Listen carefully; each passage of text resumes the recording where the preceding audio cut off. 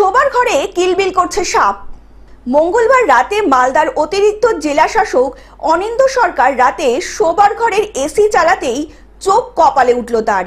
AC থেকে কিলবিল করে বেরিয়ে আসছে একের পর এক সাপ। তা দেখে রীতিমতো ভয় পেয়ে যান পরিবারের অন্যান্য সদস্যরা। খবর পেয়ে বন দপ্তরের সহযোগিতায় সর্প বিশারদ নিতাই হালদার পৌঁছে যান অতিরিক্ত জেলা শাসকের বাড়িতে। উদ্ধার হওয়া 8টি সাপ ঘরোয়া বাতাচিতি বলেই জানিয়েছেন সর্প বিশারদ। তিনি জানান, এই ধরনের সাপ মূলত ঠান্ডা জায়গায় পাওয়া যায়। শীতের মরশুমে এসি না থাকার ফলেই বাসা বেঁধেছে, প্রজনন ঘটিয়েছে এই ধরনের সাপ। এই ধরনের সাপে বিষ আছে কিনা জানা নেই। নতুন করে বাংলো সংস্কারের উদ্যোগ নিয়েছেন অতিরিক্ত জেলা শাসক। মালদা থেকে অভিষেক দাসের রিপোর্ট, গ্লোব নিউজ। এখন থেকে গ্লোব টিভি দেখুন আপনার স্মার্টফোনেও। গুগল প্লে স্টোর অথবা অ্যাপল স্টোর থেকে ডাউনলোড করুন গ্লোব টিভি লাইভ অ্যাপ। এছাড়াও জিও টিভি অ্যাপ থেকেও দেখুন গ্লোব টিভি লাইভ।